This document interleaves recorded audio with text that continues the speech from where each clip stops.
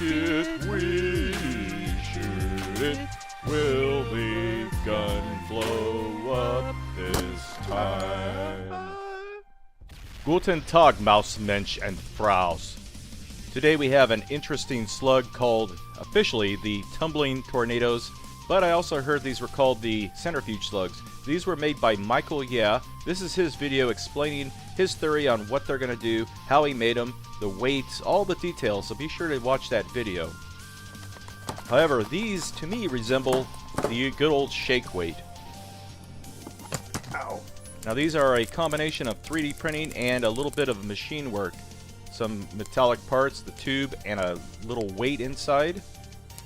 It'll be very interesting to see how that moving weight affects the ballistics of these. The metal parts were made by Jessica and Evan, then sent to Michael, who 3D printed the other parts and assembled them. Oh yeah, Michael, yeah. Today we're firing the, what we have redubbed the shake weight. It's going to be called the shake weight. He wanted to call him the centrifuge slug. Negative. It's got to be called the shake weight when it hits the open market. I feel myself getting stronger as I toss this thing. Oh, toss it. So inside, I don't know if you can see in the clear hole, there is a 3D printed cap and a 3D printed base and a metal cylinder holding them together. And they've got a loose little weight in there. So we're going to see if this happens to cause the thing to rotate in the air as it flies downrange. Yeah, it's all about what he thinks it'll do ballistically.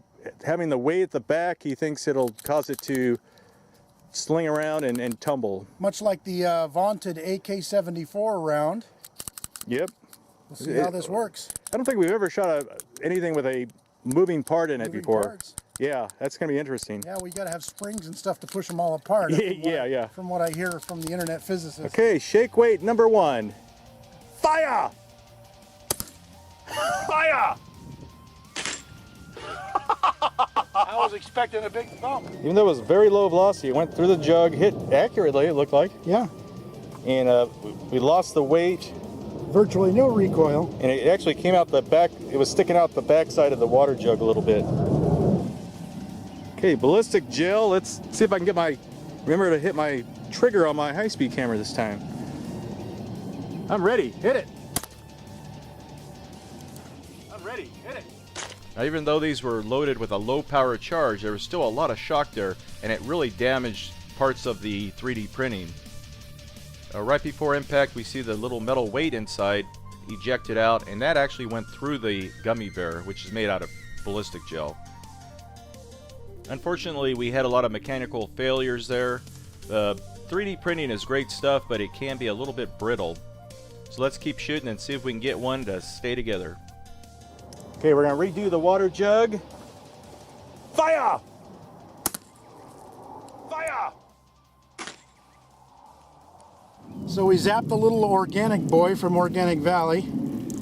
It went through and made a little exit hole down here. Now in this shot, we could see that the front part of the 3D printing is what's getting blasted off. It's actually marked with a red marker. Again, the weight is ejected out and again passes through our target.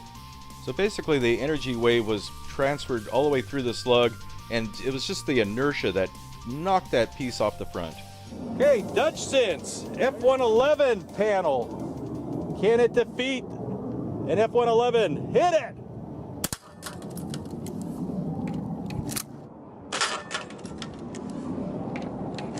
All right, Dutch Sins, we shot your crop duster. I was aiming right there for the sin.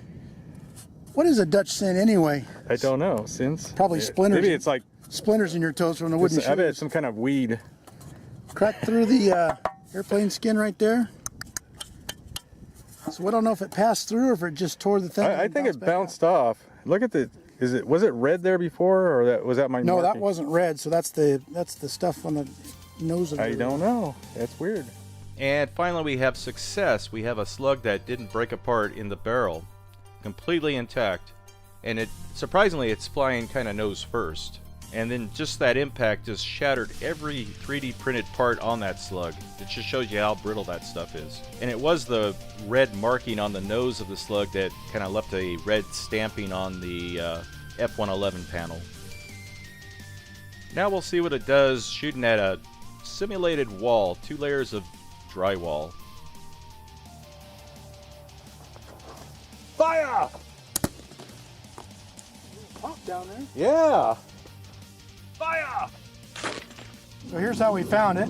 Punched a little oblong hole. That means so it's, you have to look on the high speed, but I think it must be twirling in the air. And buried itself. There you go, the perfect home defense round. Yeah, that thing wouldn't ring your doorbell, let alone. But it will stop in your wall, so Yeah. you're not gonna hurt anyone. Yeah, including the bad guy. Yeah. And when he shoots you back with a real bullet, Right. Then you'll be like, hey, that's not fair. yeah. Look at that. And you found the other piece. There's a little metal weight. I don't know, that might be flying out. Just from the G-Shock. So yeah, let's leave those alone for home defense rounds and get back to actual double. That's a different end over there. Yeah. From So a I different shot. painted the front side red. So really low power, low slow burning powder charge. 20 grains of long shot, just so give these things the best chance of working. And they may be falling apart. Look at that.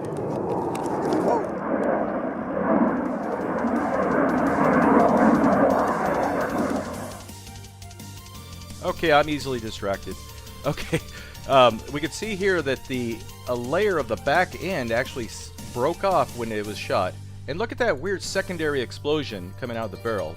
And that tells me we're probably not getting full combustion of all the powder, which is probably a good thing, because if we had, it would have just completely shattered every slug.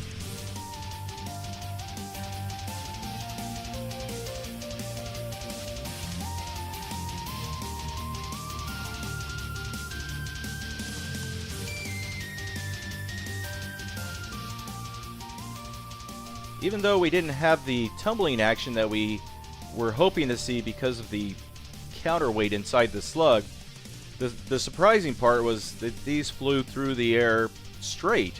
You know, that's something we didn't expect to happen. They weren't the most powerful slugs we've ever shot, but still it was a fun experiment in ballistics.